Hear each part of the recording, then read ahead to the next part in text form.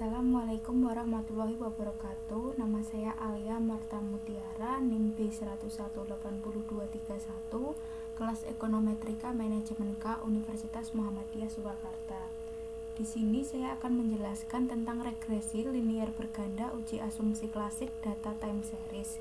Berikut ada beberapa tahap langkah pengujiannya. Yang pertama, input data dari Excel ke SPSS, kemudian yang kedua analisis regresi dengan SPSS, yang ketiga melakukan pengujian analisis klasik dengan metode pengujian asumsi klasik, yang keempat uji T parsial dan uji F simultan. Kita langsung saja ke data Excelnya. Di sini ada contoh kasus SPSS regresi linier berganda permintaan mobil penumpang baru di Amerika Serikat pada tahun 1971. Seperti ini datanya. Di sini terdapat variabel dependen, yaitu variabel Y. Mobil penumpang baru terjual dalam ribuan, tidak disesuaikan secara musiman.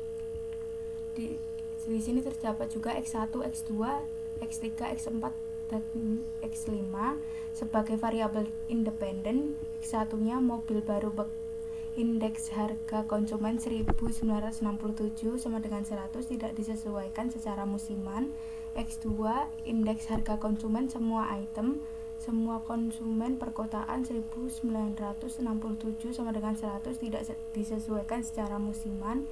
X3 personal disposable income PDI miliaran dolar, tidak disesuaikan dengan variasi musim.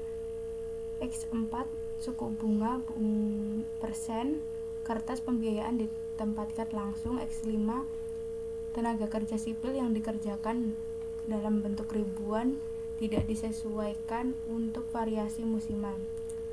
Di sini ada tahun 1971 sampai 1986.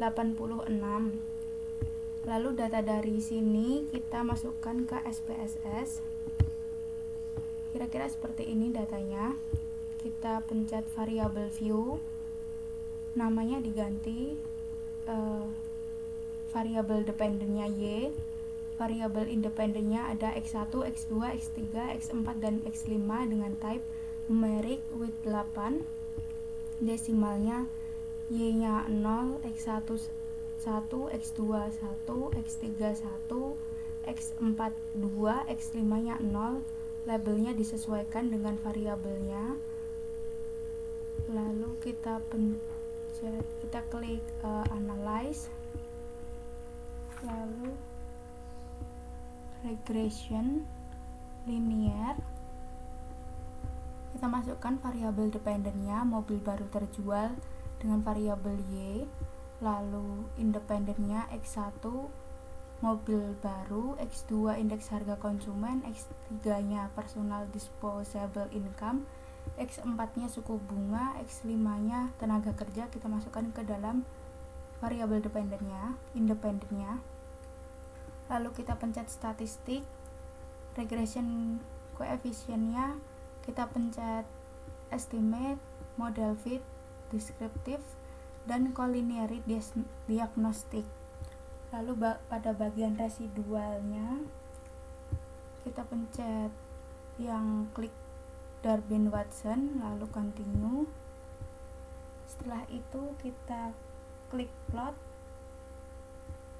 Yang bagian X nya ini kita masukkan spreadsheet, di bagian X nya kita masukkan ZipRet. Lalu setelah itu pada bagian standardized residual plotnya kita klik histogram, dan normal probability plotnya kita continue, lalu OK. Akan didapat data output seperti ini.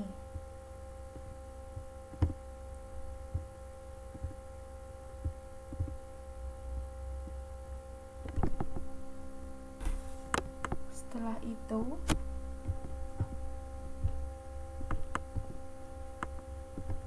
dari analisis regresi yang tadi kita mendapatkan output seperti ini. Lalu kita lanjut ke langkah yang ketiga, yaitu uji asumsi klasik. Di dalam uji asumsi klasik terdapat 4 metode, yaitu normalitas, multikolinearitas, heteroskedastisitas, dan autokorelasi. Pada uji normalitas sendiri adalah uji yang digunakan untuk melihat nilai residu terdistribusi secara normal atau sebaliknya dengan indikator penilaian grafik normal probability plot dengan dugaan terjadi apabila data terdistribusi normal jika menyebar di sekitar diagonal dan mengikuti arah garis diagonal, dan dikatakan tidak terjadi apabila data menyebar jauh dari diagonal atau tidak mengikuti arah garis diagonal. Kita lihat pada tabel tersebut disimpulkan bahwa data terdistribusi secara normal. Selanjutnya, yang kedua ada uji multikolinearitas, adalah uji yang digunakan sebagai perantara untuk mengetahui adanya tingkat korelasi yang tinggi pada dua variabel dalam sebuah penelitian dengan indikator penilaian yaitu nilai toleransi dan VIF, dengan dugaan terjadi multikolinearitas apabila nilai toleransinya kurang dari 0,10 dan nilai VIF-nya lebih dari 10,00, dan tidak terjadi multikolinearitas apabila nilai toleransinya lebih dari 0,10 dan nilai VIF-nya kurang dari 10,00. Kita lihat di output bagian koefisiennya. Bisa dilihat untuk uji multikolinearitasnya di bagian toleransinya X1, X2, X3, dan X4 dan X5 toleransinya kurang dari 0,10 dan VIF-nya lebih dari 10,00. Untuk X4 sendiri tidak terjadi gejala kolinearitas.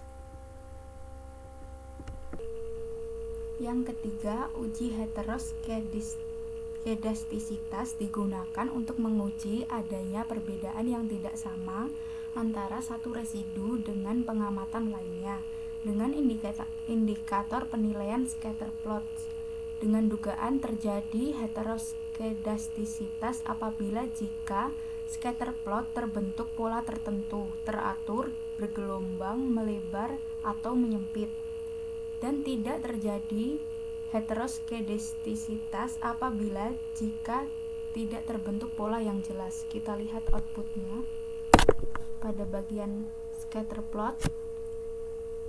Di sini titiknya menyebar dan tidak terlihat bentuk pola yang jelas. Artinya tidak terjadi atau tidak terlihat gejala heteroskedastisitasnya.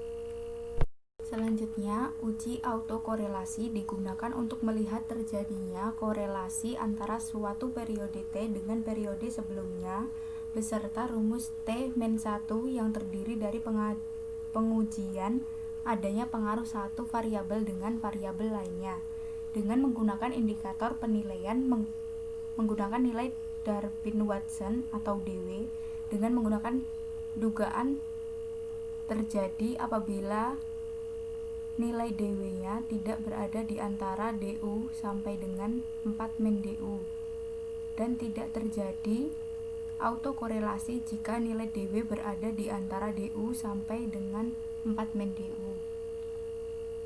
Kita lihat di SPSS. Autokorelasi bisa kita lihat di model summary. Di bagian Darwin-Watson-nya kita lihat terdapat 1,544 ya. Lalu kita lihat tabel DW. Diketahui bahwa K sama dengan banyaknya jumlah variabel X, yaitu ada 5, dan nilai N dari banyaknya jumlah data dengan signifikansi 5%, yaitu ada 16. Jadi K sama dengan 5 dan N sama dengan 16. Kita lihat di tabel ya. K5 16 itu 2,1567. Lalu nilai 4 min DU nya didapat 1,8433. Terus diketahui DW-nya tadi 1,544.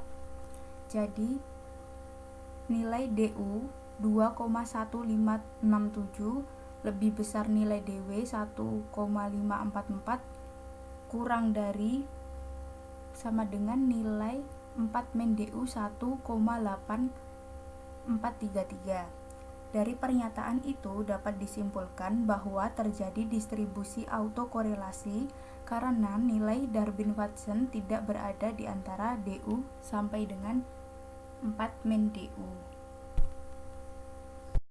Selanjutnya pada langkah yang keempat, langkah terakhir, uji T parsial dan uji F simultan.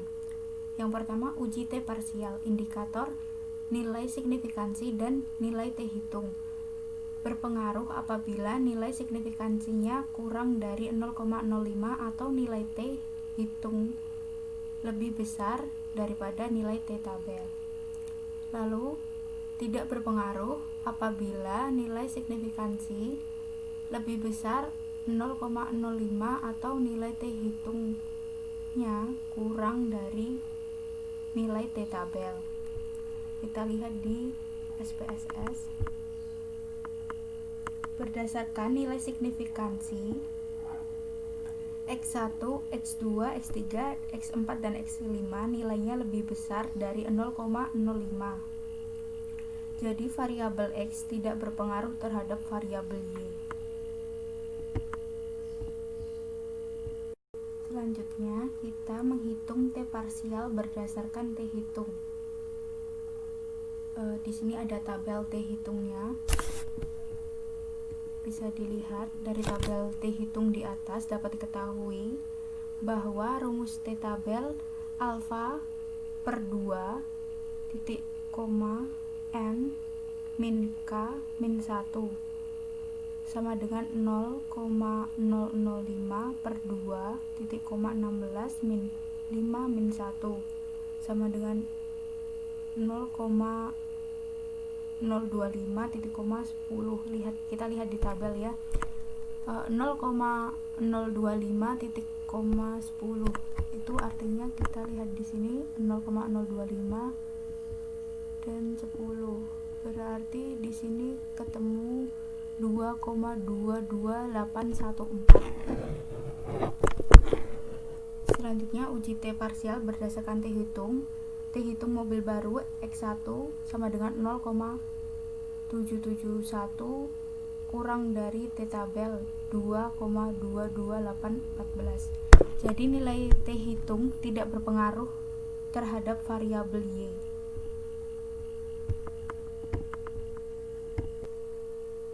Setelah kita menghitung T parsial berdasarkan T hitung, kita lanjutkan menghitung lagi uji F simultan. Kita lihat di SPSS bagian ANOVA.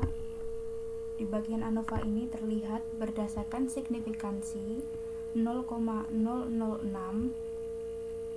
kurang dari 0,05 variabel X1 sampai X5 tidak berpengaruh, artinya berpengaruh terhadap Y.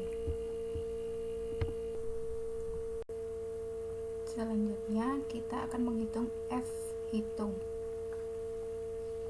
Di sini ada tabel F hitung ya. Lalu rumusnya K titik koma N min K 5 titik koma 16 min 5 titik koma 11. Kita lihat 5 titik koma 11 5 titik koma 11. Di sini terdapat 3,20.